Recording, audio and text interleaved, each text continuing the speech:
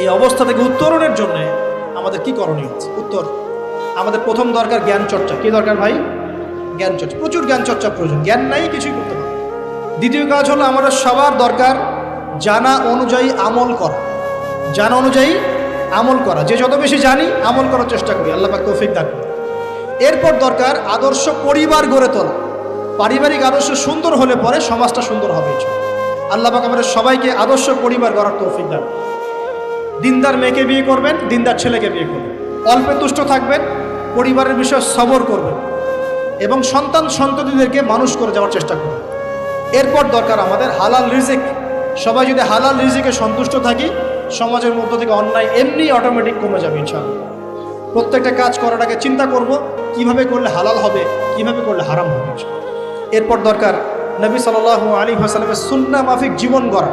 24 ঘন্টার দিন রাতে যে কাজগুলো আছে, এই কাজগুলোকে নবীর সুন্নত অনুযায়ী করার চেষ্টা করব। আল্লাহ পাক তৌফিক দান করুন। আরও দরকার আমর বিল মারুফের কাজ করা, মানে সৎ কাজে আদেশ করা।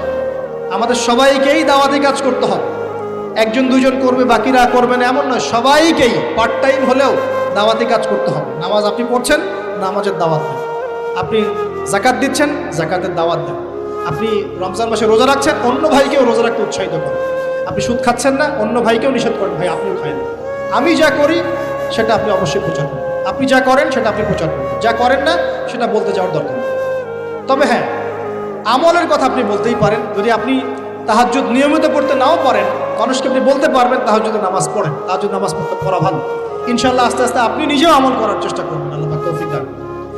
আমর বিল মারুফ, সৎ কাজে আদেশ করতে হবে। আরেকটা হচ্ছে অসৎ কাজে নিষেধ করতে হবে। সৎ কাজে শুধু আদেশ করলেই হয় না, অসৎ কাজেও কি করতে হয়? নিষেধ করতে হয়। মনে রাখবেন, শুধু সৎ কাজে আদেশ করলেই জীবনেও কোনোদিন আপনার উপর কোনো বালা মুসিবত, বিপদ আপদ, গালি তহমত আসবে না। যখন আপনি সৎ কাজে আদেশের সাথে সাথে অসৎ কাজেও নিষেধ করা শুরু করবেন, তখন চতুর্দিক থেকে আপনার উপরে বাধা আসা শুরু হবে।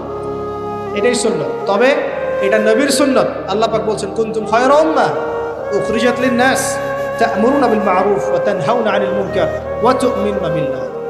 আর আমাদের দায়িত্ব হচ্ছে পরবর্তী প্রজন্মকে মানুষ করে যাওয়া, নিজেদের জানমাল সময় শ্রম দিয়ে আল্লাহর জমিনে আল্লাহর দিনটাকে প্রচার করা, প্রসার করা, প্রতিষ্ঠার চেষ্টা করা এবং চরমপন্থী না হওয়া, আবার গোলালু মার্কা শৈথিলতাবাদীও না হওয়া, মধ্যমপন্থী থাকা, নিজের দায়িত্ব পালন করা, অন্যকে দিনের দিকে ডাকা।